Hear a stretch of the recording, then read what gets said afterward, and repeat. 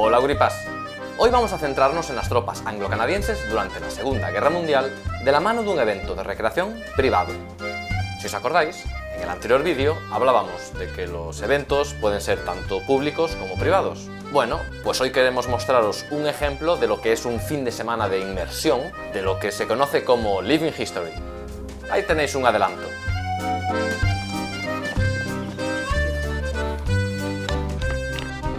Estas imágenes son del verano de 2018, de un campamento de recreación organizado por los Durham, una asociación que recrea al 6º Batallón del Regimiento de Infantería Británico de Durham Light Infantry. Sí, para nuestros guripas anglófonos. En español, Durham lo pronunciamos Durham. Pues eso. La idea era recrear un campamento de segunda línea en el frente de Normandía, en concreto en el sector anglo-canadiense, y es que además de los Durham, acudieron recreadores de la Asociación Sancho de Beurco que participaron uniformados como soldados de la Segunda División de Infantería Canadiense, en concreto de la unidad de Royal Hamilton Light Infantry. Por cierto, si me lo permitís, voy a irme un momento por las ramas. Es curioso cómo durante la Segunda Guerra Mundial el ejército canadiense no se rompió mucho la cabeza a la hora de diseñar los parches de sus unidades. Por ejemplo, en sus divisiones de ultramar. Para la primera división de infantería, la insignia era un parche rectangular en color rojo. Para la segunda, azul. Para la tercera, la que desembarcó el día D en Normandía, gris. Y en cuanto a las divisiones acorazadas, verde para la cuarta y granate para la quinta. Y ya está.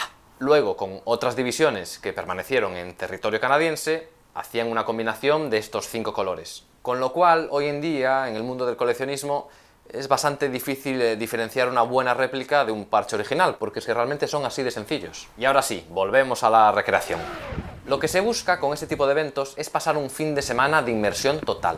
Aislados durante días, durmiendo al raso o en tiendas, alimentándonos con rancho de campaña o raciones de combate y sin ningún tipo de distracciones anacrónicas. Sí. Tenemos un concepto de lo que es pasar un buen fin de semana un tanto curioso. Buscamos no solo parecernos físicamente, ¿no?, con el uniforme, corte de pelo y así, sino también aproximarnos al máximo, salvando las distancias, a las sensaciones que podía vivir un soldado de la época. Vamos a ponerle un efecto vintage, ya veréis qué realista queda todo.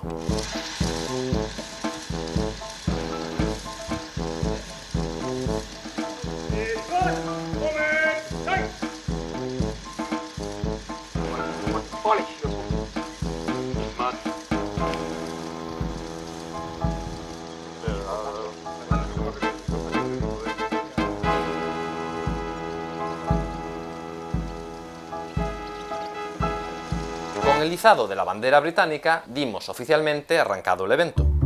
Un fin de semana que estuvo plagado de actividades que empezaron con unas clases teóricas en base a manuales de la época, tales como combate urbano, ahí vemos al aplicado instructor, o como de limpieza de minas y explosivos. Porque no es suficiente con hacerse solo con un uniforme y equipamiento, hay que interesarse por saber cómo se usaba y aplicarlo. Y si os estabais preguntando que dónde estoy yo en este evento, ya os digo que poco me vais a ver, porque yo acudí armado con una cámara de fotos y de vídeo, participando exclusivamente como reportero militar de la época. Bueno, en realidad solo salgo en este plano, y así, de espaldas.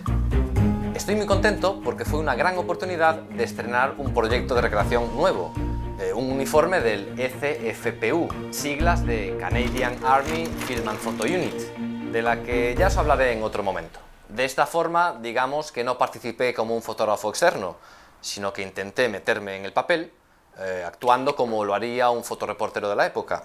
Y esto se traduce en que muchas veces las imágenes son de soldados de espaldas, soldados a lo lejos. El pueblo en el que se ambientó este campamento, Vallée-sur-Orne, un nombre ficticio, se supone que estaba completamente minado. Así que después de la teoría llegó la práctica. Se organizó una patrulla para acompañar al equipo de desminado. Vamos a verlo.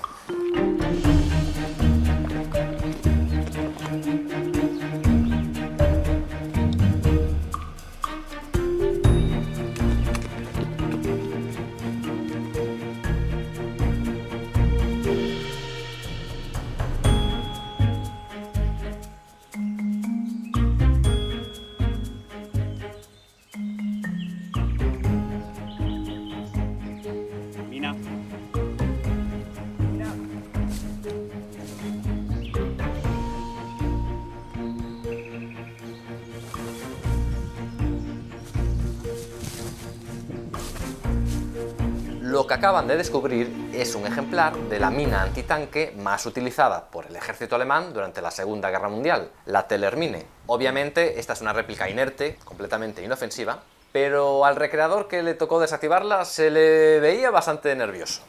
Al final todo salió bien para el hasta ese momento inexperto desactivador de minas, y mientras dejamos al resto de reclutas aprendiendo a desactivar otro tipo de artefactos, yo acompañé al resto de la infantería durante la patrulla.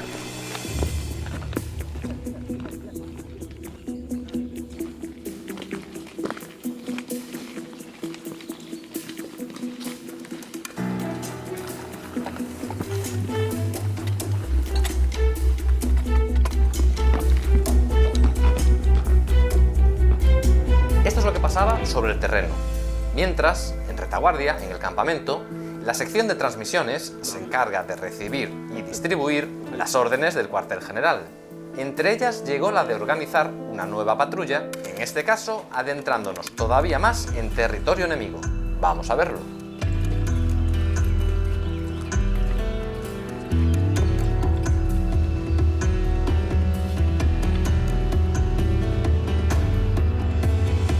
Perder las comunicaciones con el puesto de mando mediante una radio con la que nos comunicábamos de verdad, vamos, que la radio no era de postureo, pues nos llegaron las nuevas instrucciones que nos hicieron atravesar un campo con el cereal muy alto. Puede parecer una tontería, pero personalmente fue un momento muy chulo en el que me harté a sacar fotos y vídeos de ese momento, Pues estos son solo algunos ejemplos de las actividades que realizamos ese fin de semana. Desde Tropa Euripa esperamos que os hayáis formado una imagen de lo que significa participar en un evento de recreación privado, en un fin de semana de inmersión. No digo que esto sea mejor que un evento de recreación con espectadores. De hecho, considero que es muy necesaria esa parte divulgativa, esa parte de mostrar nuestra afición al gran público. Pero sí que creo que con el tiempo, la evolución más lógica es que los recreadores busquen más este tipo de eventos. Obviamente no se va a conseguir reunir a tantos recreadores, ni vehículos, ni se va a contar con pirotecnia, pero la sensación de transportarte en el tiempo va a ser más auténtica. Y con estas imágenes nos despedimos.